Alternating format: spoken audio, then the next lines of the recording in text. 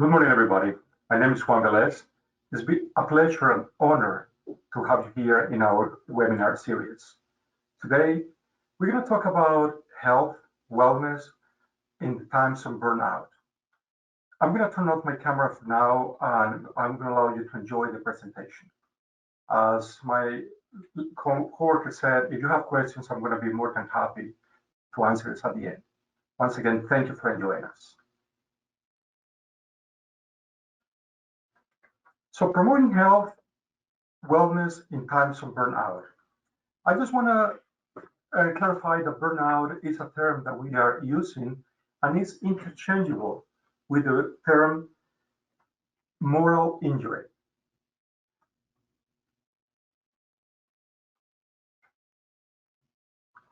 According to the Arizona Department of Health, alarming facts that we need to be aware is that 10 to 20% of healthcare professionals develop substance use disorders during their careers.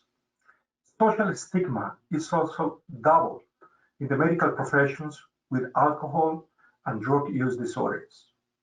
Alcohol is the drug of choice for most physicians and therapists. We're going to divide two main groups of factors that that interfere with our professional development. First one is environmental risk factors, but also personal risk factors. Typically, the risk factors are faced for, give me just one second. Okay. So personal risk factors. In those ones, we know that detachment from family is one of the biggest ones. Also, that change of identity into, I assume that my role as a doctor, as a nurse, as a therapist, interferes with my identity as a human being. Also, those competitive priorities between schedules, being the provider of the home, I oftentimes choose having professional responsibilities over family. That lack of life balance. Again, picking my career as a priority instead of my family or my other expectations. Having high expectations of myself also can be worked as a risk factors. My lack of vulnerability. Being perceived as strong, being perceived as an expert can be also a high risk. Having that overconfidence on my career, thinking that I got the things down, it also can work against me. In the extended factors, we are considered as an expert in our fields. So that can be that can work against my own development. That commitment or the long hours. Some people is on call for even days or weeks, and that allows me to detach from my personal and responsibilities. That high pressure environment. And also, as I mentioned before, being that role model, that example, having that obligation of mentorship is also an external factor. Perfectionism, also being that yes person, not being able to say no or set up boundaries. The lack of motivation. But also, we need to add a very important component to this, and is that imposter syndrome. When I know I have all the resources and the knowledge to participate, but I don't feel confident enough to give advice or to mentor. In the internal factors, also we have high expectations, that unrealistic expectations of myself or my qualifications. Mental and physical exhaustion play a big role. That constantly comparing myself to other people, the lack of agency of professional identity, that overthinking and questioning, that's also a huge role. Neglecting my own needs. And that seeking for constant external validation also can play a huge role in my inability to perform well.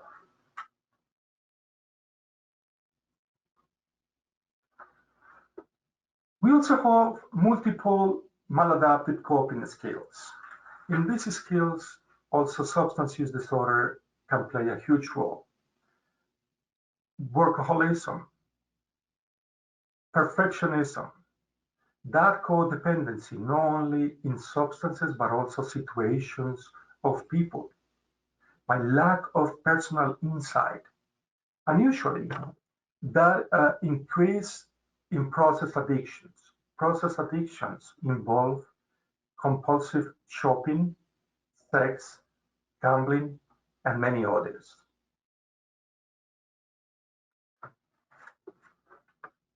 All these licensed professionals and people in general, they have three big presentations to seek treatment or to seek help. The first one is that early intervention, when we start changing and being aware as a healthcare professional that my career is being impacted by my behaviors and I seek some changes. That we consider that early intervention. Then the proactive intervention, when there is no involvement of any agency or any boards, but I go and I do self-reporting. I said, I need help. I do have a problem and I need help and guidance in how to fix the situation.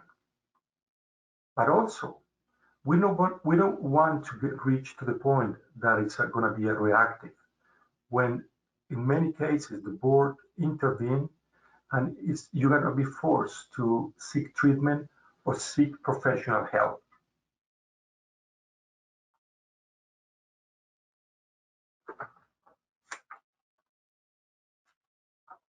There is many causes for that leads in our professional burnout or moral injury.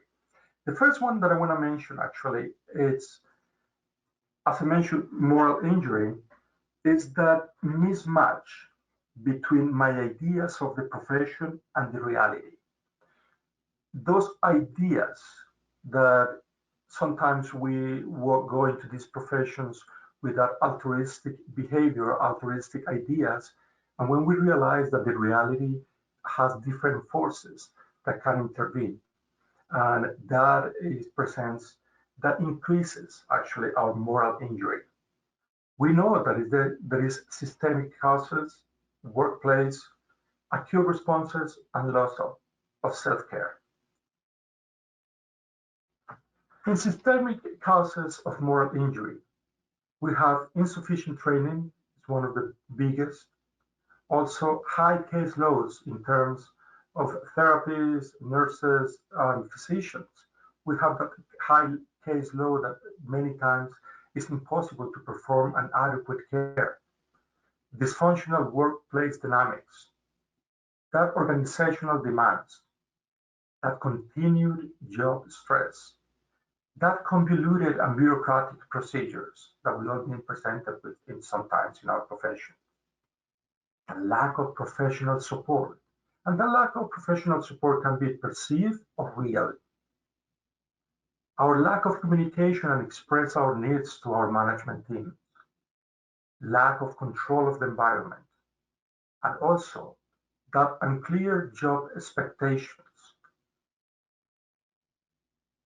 low rewards, but also the lack of awareness of organizational administration, not knowing who to reach in the moment that we need it.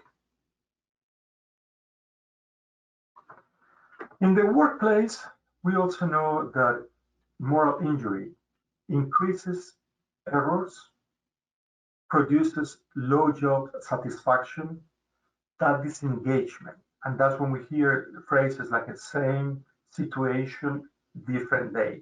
That type of comments are red flags to show that potential moral injury. Feeling incompetent, having that conflict with co-workers, that inability to solve situational, personal, reduce productivity, that emotional numbness. And we see this in healthcare professionals all the time when we joke about our patients, when we um, put our capacity in ridicule, that effectiveness, loss of personal identity. Also, we see a lot of avoidance, lack of professional, and also that inappropriate boundaries in a joke in a workplace. When we joke with coworkers, when we do inappropriate things, just trying to dissipate our own frustration. We also know that moral injury or burnout has high incidence of exhaustion, waking up in the morning, having dreams about about my work, that constant anger, being impatient, having that short temper, being on the edge constantly also affects our acute responses. Changes in the world view, catastrophizing situations, it's one of the biggest ones. And again, avoidance.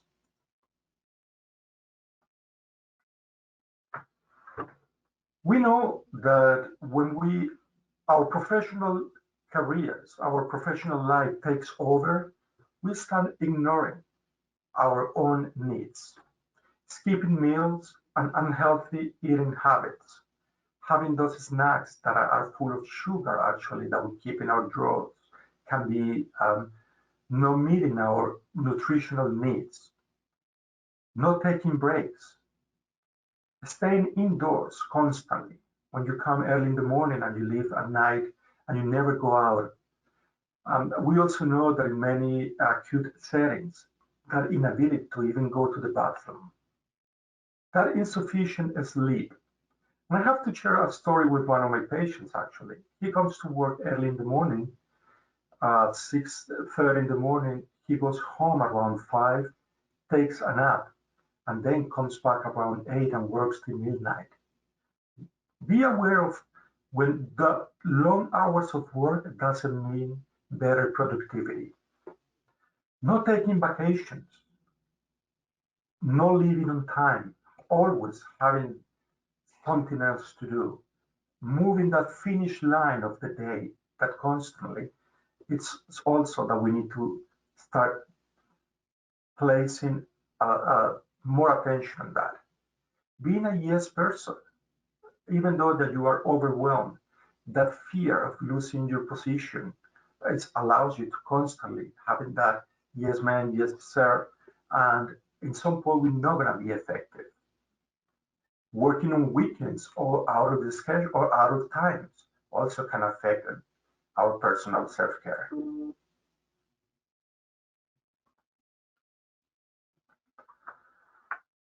We also know that these situations can have a serious consequences in our health. Substance use disorder is one of the biggest ones, as I mentioned before. Having that coping of drinking every night or drinking more than we should. That constant workplace injury. I had a patient actually that told me that she always has bruises on her thighs because she doesn't even realize that her space is so tight that she's always bumping against her desk. Having gastrointestinal problems, okay, that diarrhea, that constipation, high levels of anxiety produced by that high level of cortisol that goes to the hypothalamus and pituitary axis, and that constant increase on our being on the edge all the time.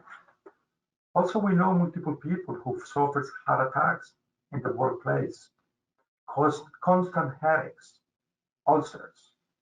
Also, that compulsive behavior, as I mentioned before, leaving the office and just going straight to the mall and spending all your salary or drinking. That chronic depression.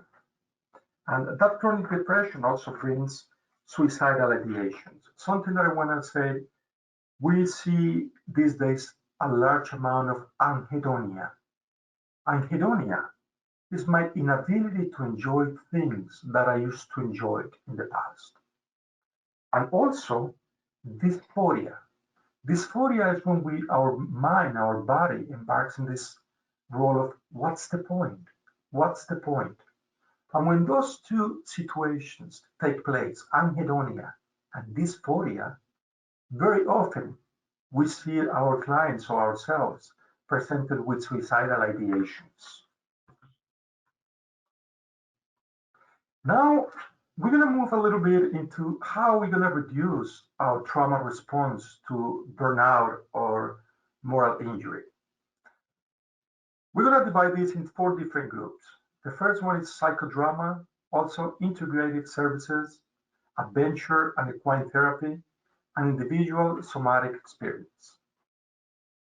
In psychodrama, it's a session, usually it's a one-to-one or a small group therapies, that we're able to connect and to relate to our peers or people with similar situations. Also, searching for relaxation techniques, acupuncture, chiropractic, massage, craniosacral, and physical therapy. Those are actually very rewarding because it's going to allow to decrease that central nervous system regulation. Having adventure therapy, going for hikes, having equine therapy, is going to allow us to have that connection between mind and body, but also living creatures around us. Then we're going to move a little bit to more evidence-based therapies like EMDR. EMDR stands for eye movement desensitization and reprocessing. That's a type of therapist that is going to allow us to reframe the situations from a different point of view.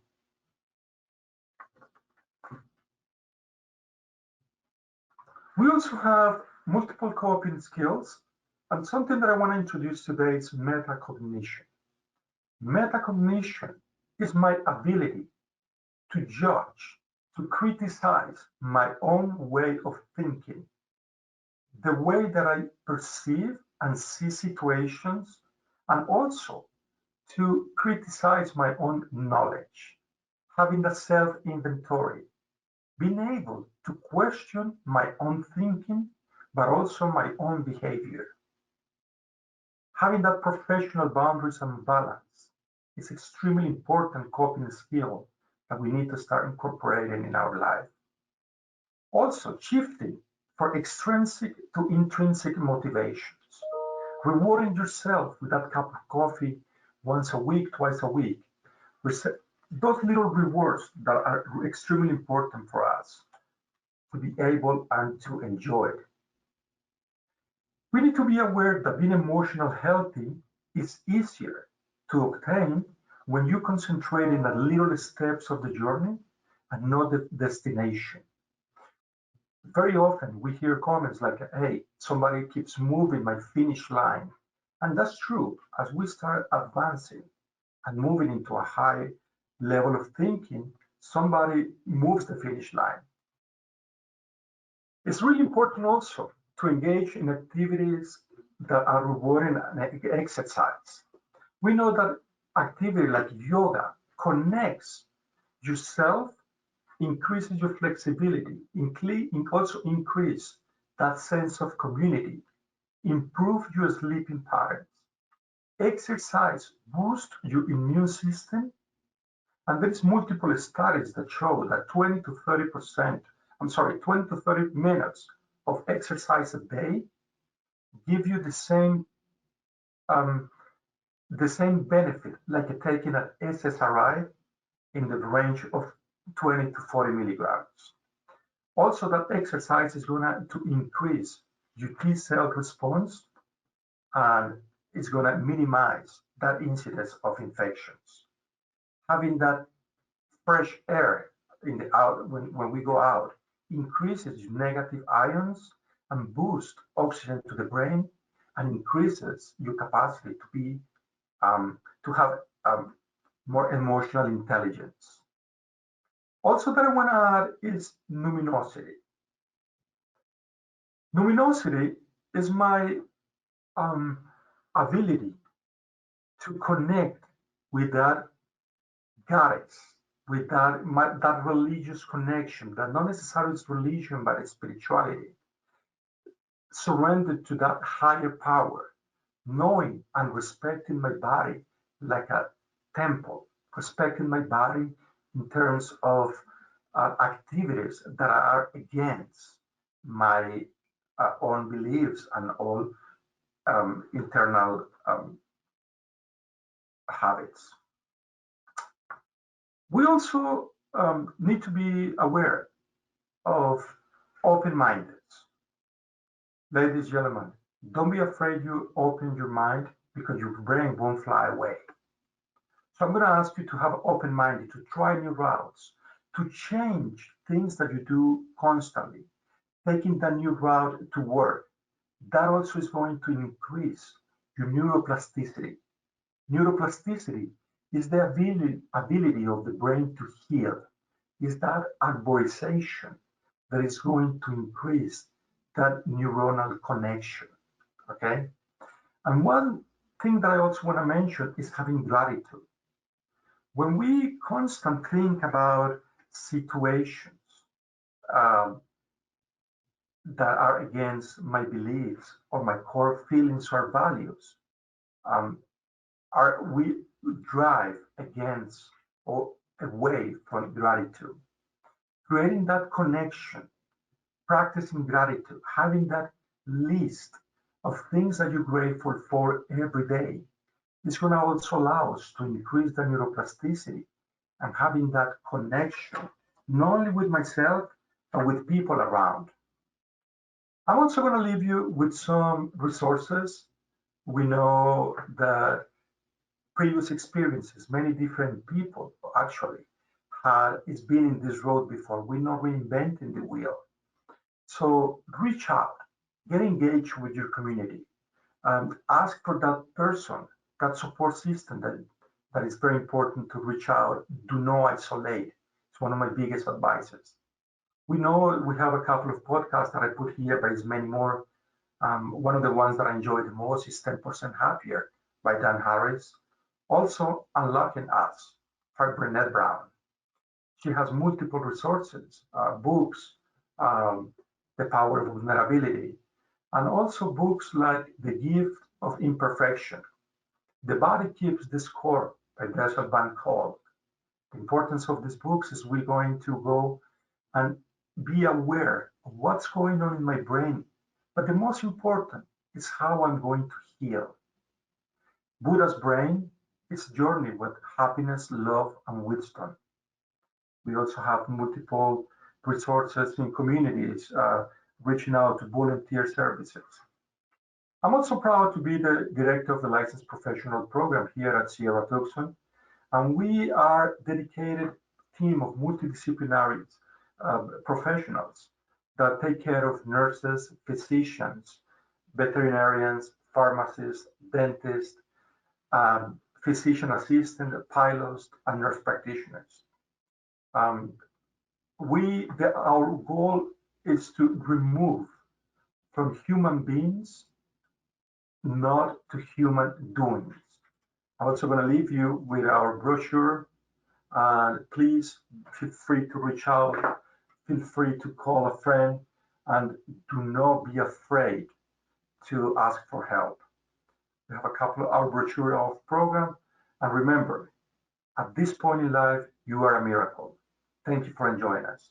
Now I'm going to open the cam for some questions that you may have.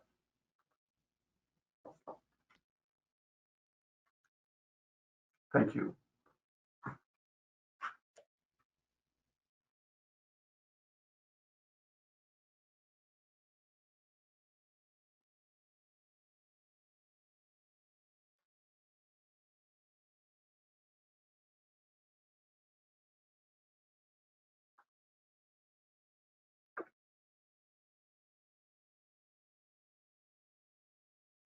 Okay. In what behavioral ways of reaction does high functional anxiety express itself? Okay, thank you for that question. And yes, we also know that in psychiatry, in many times when we are exposed to high levels of anxiety, our flight, fight, or freeze response gets a little out of the range. So when we start always, it's like a rubber ball that is bouncing around. So sometimes that ball gets stuck in the gutter, and that's when we start performing at a high activity. That comes with multiple symptoms. One of those is that hypervigilance, that constant looking for situations, that jittery, that looking like ADHD-like person that you always kind of looking around, and also the targeting that sometimes uh, doesn't allow us actually to cope with healthy coping mechanisms. Does EMDR help with rumination? Yes. And basically, EMDR is going to help us to step out of that previous view that I have of that situation. So it's going to help me to reframe my mind at the neuronal level and see those situations different. So the answer in general is yes, absolutely.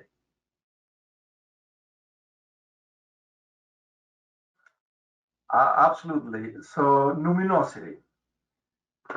Luminosity is my connection, is my internal response to my that holiness, that godliness that we all carry around. So sometimes we need to seek that connection, that supernatural connection with that supreme um, humans or supreme forces or supreme energy. So that when I understand and I feel that I have that holiness, that godliness inside me, is going to allow me to have a better connection with every single creatures, not only humans, but also animals and nature in general. So luminosity is that supernatural force that drives my inside and allows me to connect with those forces. Mm.